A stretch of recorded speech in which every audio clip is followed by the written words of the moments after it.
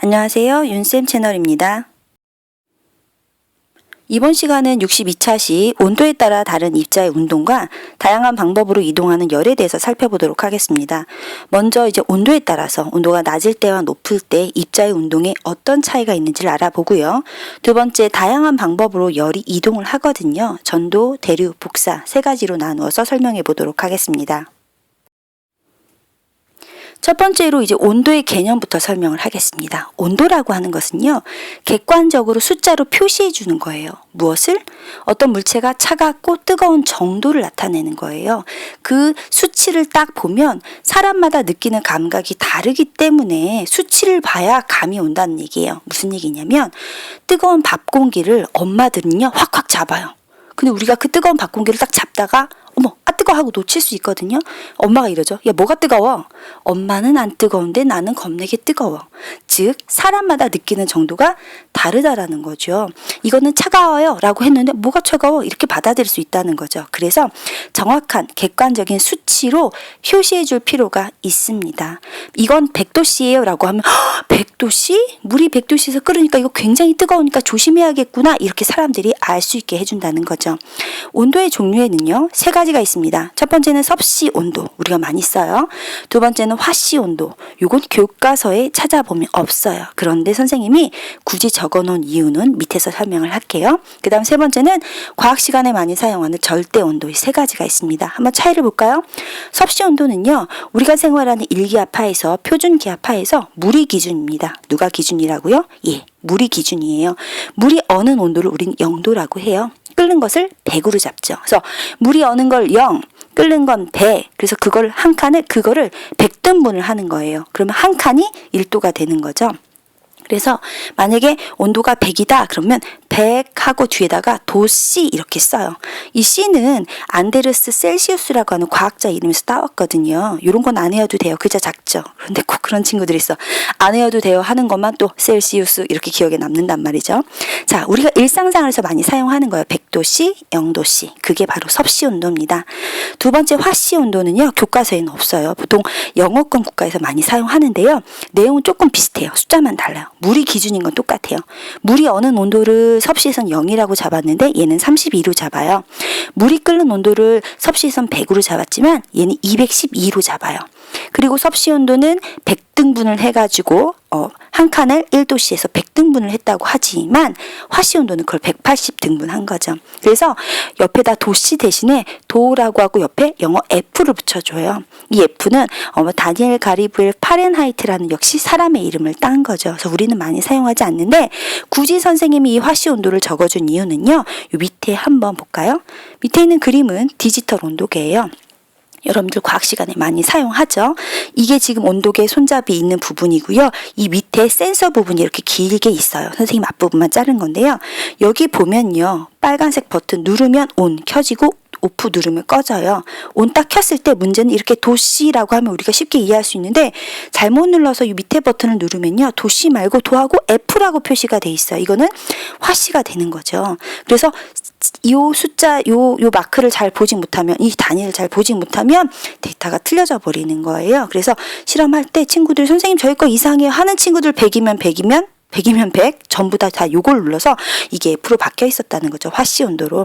지금 똑같은 상태를요. 요 버튼만 눌렀을 때 21.4도씨 그 버튼 눌렀더니 70.5 그래서 화씨로 바뀌었다는 얘기죠. 요거나 같은 값이에요. 그러니까 우리는 이걸 잘 사용하지 않지만 실험실에서 이런 일이 있다라는 걸 얘기하기 위해서 선생님이 화씨 온도를 이야기를 했습니다.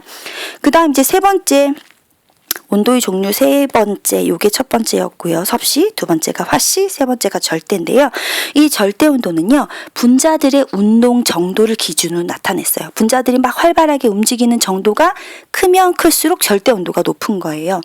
만약에 온도를 높이면 분자 운동이 활발해지죠. 온도를 낮추면 분자 운동이 낮아져요. 그래서 온도를 계속 낮춰서 분자가 움직이지 않았을 때를 우리는 절대 0도라고 하고 그렇게 분자 운동의 정도를 기준으로 나타낸 온도를 절대 온도라고 합니다. 섭씨 온도는 도씨 이렇게 단위를 쓰지만 절대 온도는 대문자예요. 대문자 K라고 쓰고 읽을 땐 켈빈 이렇게 읽어줍니다.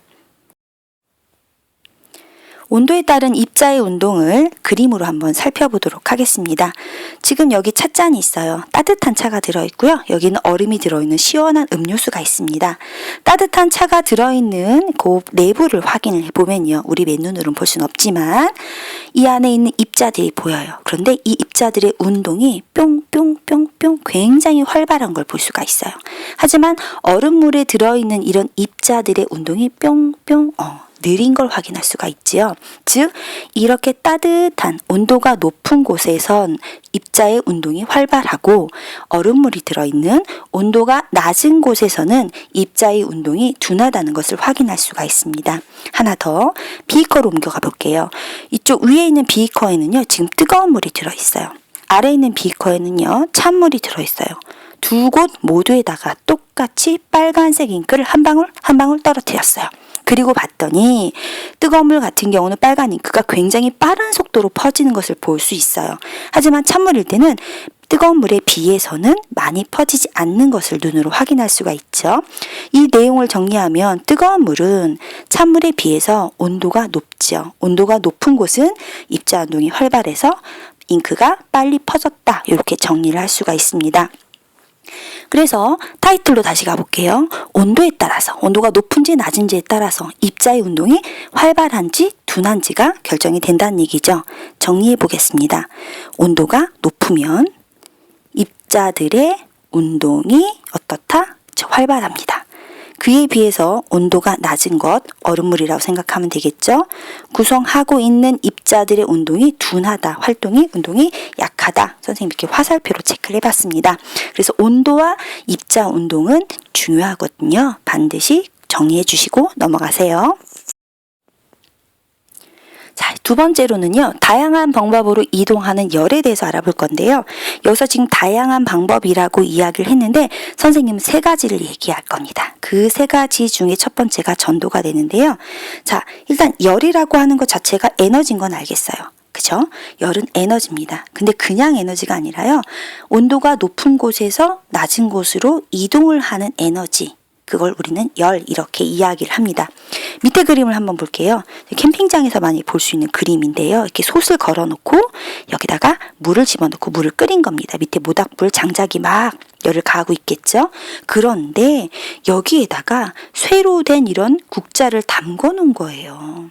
그랬더니 지금 여기 아래에서는 모닥불 장작이 지펴지고 있고 걔 때문에 이 솥의 아랫부분이 열을 받고 그 안에 있는 액체들이 열을 받아서 끓고 있는데 지금 나는 쇠로 된 국자를 담가놨다는 얘기죠.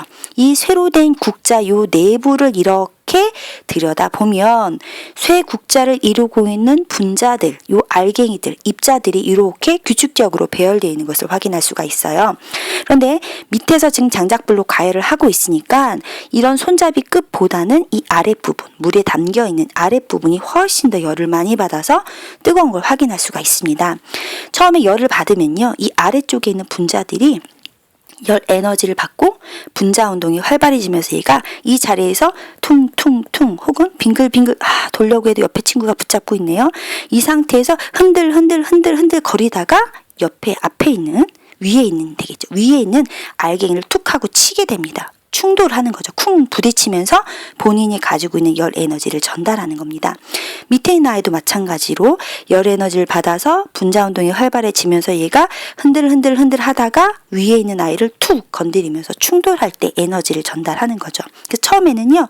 밑에 있는 얘네 세 개가 덜덜덜 진동하면서 흔들리고 있었거든요. 그러다가 위에를 건드리면 통통 치면서 얘도 열 에너지를 받아서 얘도 같이 흔들려요. 처음에 셋이 흔들리다가 조금 있다 6이 흔들리게 있죠.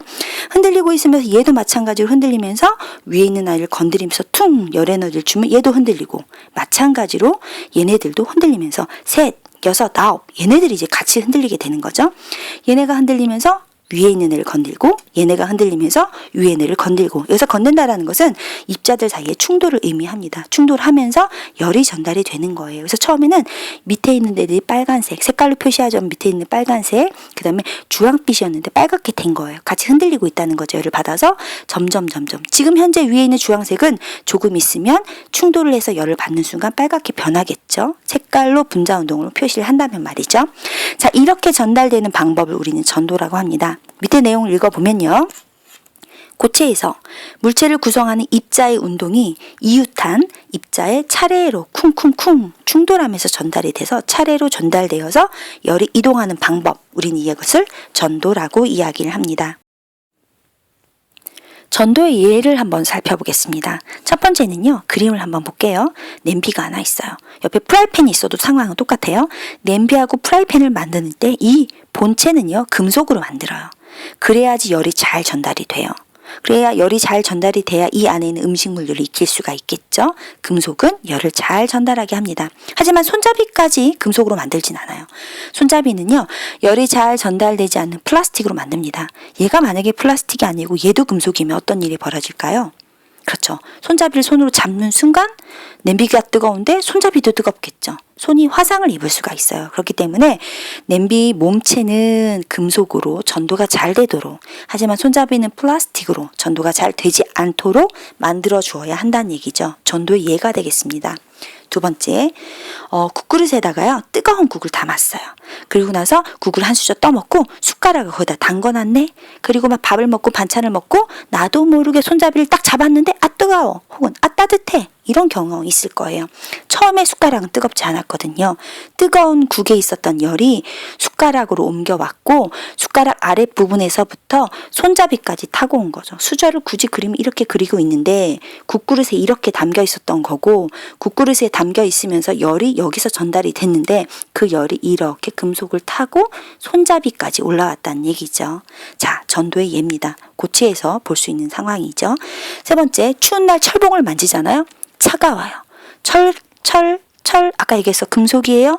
열이 잘 전달돼요. 내가 잡았어요. 내 손에 있는 열을, 그렇죠, 내 손에 있는 열이 빠져나가서 철봉으로 전달이 된 거예요. 철봉은 미지근해지겠죠. 하지만 제 손은 차가워졌어. 열을 뺏겼기 때문에 철봉으로 열이 잘 전달이 됐구나. 전도의 예라고 생각하시면 되겠습니다. 두 번째, 다양한 방법으로 이동하는 열. 두 번째는 대류가 되겠습니다. 지금 그림 보세요. 밑에 장작이 붙여있고 장작에 이제 불을 붙인 거예요. 이렇게 냄비가 걸려 있는데 여기는 물이 들어 있었던 거예요. 밑에 지금 열이 가열되고 이 동그란 부분 보이나요? 이 동그란 빨간색은요, 온도가 높은 경우를 얘기하는 거예요. 그 원적외선 카메라처럼 주황색은 얘보단 덜한 거고 파랄수록 열이 없는 거거든요. 자, 밑에 있는 부분은 열을 받아서 뜨거워요. 뜨거워진 액체는요, 가벼워지죠. 밀도가 작아져서 위로 올라갑니다. 올라가면서 주변에다 열을 주는 겁니다. 그리고 열을 다 주고 나면, 그렇죠, 밀도가 커져서 밑으로 내려오게 됩니다. 파래졌네요. 열이 없나 봐요. 열을 다시 받아서 밝아지고 올라가서 이렇게 돌면서 밑에 있는 열을 위에까지 고루고루 전달을 하게 되는 겁니다. 옆에 그림으로 올게요. 냄비에 물을 넣었습니다. 가열을 하고 있지요. 그러면 지금 선이 지금 정확하진 않지만 여기 밑에 있는 물은 열을 가지고 위로 이렇게 올라갑니다. 열을 가지고 밀도가 작아져서 위로 올라가는 거예요. 주변에다 열을 주고 내려올 때는 이렇게 내려오게 되겠죠. 식어서 밀도가 커져서. 그런데 이걸 계속 반복하는 거예요. 열을 주고 식어서 내려오고, 열을 받아서 올라가면서 주변에다 열을 주고 식어서 내려오고, 마찬가지로 열을 받아서 올라가고 주변에다 열을 주고 식어서 내려오고, 이렇게 반복하다 보면 밑에 있는 열이 위에까지 가겠죠. 전체가 고르게 뜨거워진다는 얘기입니다. 밑에 있는 열이 직접 이렇게 전달이 된 겁니다. 대류는요, 보통 액체나 기체에서 입자가 직접 가지고 열을 가지고 가면서 이동을 합니다. 여기 있는 물이, 뜨거운 물이 열을 가지고 직접 위에다 주고, 그렇지, 열만 주고 물은 다시 내려오는 거죠. 그래서 액체 기체 상태에서 볼 수 있다. 입자가 직접 열을 전달한다. 이렇게 정의를 하겠습니다. 대류의 예를 볼게요. 대류는요, 뜨거워진 물은 위로 올라가고 밀도가 작아져서, 찬물은 아래로 내려간다. 밀도가 커져서 설명한 거고요. 주전자에 든 물을 끓일 때 아래쪽만 가열을 했는데 나중에 대류가 일어나서 물 전체가 골고루 데워진다는 사실. 세 번째, 실내 안에를 난방을 할 때요, 바닥에 놓인 난방기 여기 있네요. 이 난방기를 켜잖아요. 그러면 공기가 데워져요. 그래서 데워진 공기는 위로 이렇게 올라갑니다. 따뜻한 공기는 위로 올라가서 주변에 열을 주고 식으면서 찬 공기가 되어서 밑으로 내려오게 되는 거죠. 그래서 찬 공기는 내려오고 나중에 이것을 반복하게 되면 실내 전체가 따뜻해지게 되겠습니다. 세 번째, 다양한 방법으로 이동하는 열의 마지막 복사입니다. 복사라고 하는 것은요, 열이 이동은 하는데요, 다른 어떤 물질의 도움이 없어요. 직접 이동하는 방법을 의미합니다. 지금 여기 장작을 떼고 있거든요. 이제 발을 갖다 댔더니 이 열이 직접 와서 발이 따뜻해지는 거예요. 난로 앞에 손을 대고 있으면 따뜻하죠. 요 앞에 얍삽하게 동생이 탁 낑겨서 앉았다고 칩시다. 그럼 이 동생이 열을 가려서 나는 추워져요. 얘를 비키라고 해야지 열을 받을 수 있어요. 이렇게 열이 직접 오는 방법을 우리는 복사라고 하고, 태양에서 지구까지 오는 열이 전달되는 방법도 복사기 때문에 태양에서 오는 에너지를 우리는 태양 에너지라고도 하지만 태양 복사 에너지라고도 설명을 하는 겁니다. 복사 예입니다. 첫 번째, 그늘에 있을 때보다는요, 햇빛 아래 가면 더 따뜻해요. 복사 에너지를 받아서 그렇죠. 난로 가까이 있으면 따뜻함을 느끼는 건 난로에서 나오는 열 에너지가 직접 나에게 왔기 때문입니다. 태양의 열이 지구로 오는 거, 태양 복사 에너지. 적외선 카메라로 물체를 비추거나 사람을 촬영을 하잖아요. 그럼 온도 분포를 알 수가 있습니다. 토스터나 오븐 같은 경우에서는요, 열선 때문에 거기서 전기 에너지가 들어가서 열 에너지로 나와서 집어넣었던 빵 같은 경우를 익혀서 요리를 할 수 있게 되는 거죠. 복사의 예가 되겠습니다. 이번에는요, 효율적인 단열 방법과 냉난방에 대해서 알아보도록 하겠습니다. 우리가 배우는 과학은 써먹으려고 배운다고 했거든요. 단열은요, 열을 차단하는 방법을 얘기하고요. 냉방은 차갑게, 난방은 따뜻하게 하는데, 밑에 그림을 보면요, 어떤 집을 열화상 카메라로 찍은 겁니다. 사진 속에 있는 지붕은요, 파래요. 벽은 노래요. 노란색 부분이 파란색 부분보다 온도가 더 높대요. 이렇게 집을 따뜻하게, 난방이죠, 유지하는데 이런 것을 활용한다고 합니다. 열화상 사진을 어떻게 활용하는지 다음 페이지에서 확인을 해보도록 하겠습니다. 효율적인 단열 방법과 냉난방에 대해서 한번 알아보도록 하겠습니다. 우리가 과학을 배우는 건 생활에 쓰기 위함이라고 했거든요. 일단 단열이라는 개념은요, 열을 차단하는 거예요. 열이 이동하는 걸 막아주는 것을 단열이라고 하고요. 우리가 집을 차갑게, 냉방, 집 안을 따뜻하게, 난방, 요때 사용한다는 거예요. 무엇을? 열화상 카메라를. 어떻게? 집안 내부를요, 이 카메라로 찍은 거예요. 사진을 딱 확인을 해본 결과, 지금 이건 난방을 지금 하는 경우인데, 바닥은 되게 따뜻한 걸 확인할 수가 있어요. 온도를 보고, 색깔을 보고. 하지만 창틀이나 문틀을 보면 파랗거나 보라색 부분이에요. 이쪽은 온도가 낮다는 걸 확인할 수가 있습니다. 즉, 창문은요, 이 창문은 유리창을 통해서 열이 전도되어서 빠져나가고 있는 거예요. 이걸 어떻게 해결할까요? 이중창을 설치하면 됩니다. 이쪽이 안쪽 창, 이쪽이 바깥쪽 창. 여기 안에 공기층이 갇히게 되는 거죠. 근데 이 공기는 열을 전달하지 않거든요. 열을 잘 전달하지 않는 물질이에요, 공기층. 그래서 전도를 통해서 직접 빠져나가는 것을 막아줄 수 있다고 합니다. 단열은 열의 이동을 막는 것, 이렇게 정의를 했습니다. 스스로 확인하기 1번입니다. 물체를 구성하는 입자의 운동이 활발할수록 물체의 온도는 높다. 2번, 물체를 구성하고 있는 입자의 운동이 활발한 정도를 간단하게 수치로 표현한 것을 이야기하거든요. 우린 얘를 온도라고 합니다. 3번, 뜨거운 물이 든 컵을 탁자 위에 놨어요. 시간이 한참 지난 다음에 보았더니 물 입자의 운동이 처음하고 비교했을 때 어떻게 될 것인지 설명을 해보라 그랬어요. 처음에는 뜨거운 물이었어요. 얘가 나중에 식었다는 얘기죠. 뜨거운 물이 식으면 온도가 낮아졌다는 얘기고, 온도가 낮아졌다는 얘기는 물 입자 운동이 처음에 비해서 둔해졌다는 것을 확인할 수가 있겠습니다. 서술형은 교과서에 정리를 해주시고요. 4번, 열이 물질의 도움 없이 직접 이동하는 방법은 열의 이동 방법 중에서 복사에 해당합니다. 5번, 열의 이동을 막는 것을 우리는 단열이라고 했습니다. 오늘 수업 핵심을 정리해 보겠습니다. 온도의 개념을 배웠어요. 물체의 차갑고 뜨거운 정도를 수치로 나타내야 객관적으로 확인할 수 있다라고 얘기했고요. 열이 이동하는 방법을 3가지로 정리했습니다. 첫 번째는 전도부터 얘기했었죠. 전도. 두 번째는 대류. 세 번째는 복사를 이야기했습니다. 전도는요, 고체에서 이웃한 입자들이 쿵쿵 충돌하면서 열이 전달되는 방법이고요. 대류는 액체와 기체에서 입자가 직접 열을 가지고 이동을 하는 경우입니다. 복사는요, 어떤 물질의 도움도 없이 직접 열이 오는 방법을 이야기한다는 거죠. 전도, 대류, 복사 요 3가지를 각각의 예를, 어떤 예시를 주어졌을 때 이게 전도야, 이게 대류야, 이게 복사야라고 여러분들이 설명할 수 있어야 되겠습니다. 마지막으로 단열은 열의 이동을 막는 것, 이렇게 정리를 하겠습니다. 다음 시간은 63차 시 열평형 상태까지 이동하는 열에 대해서 배워보도록 하겠습니다.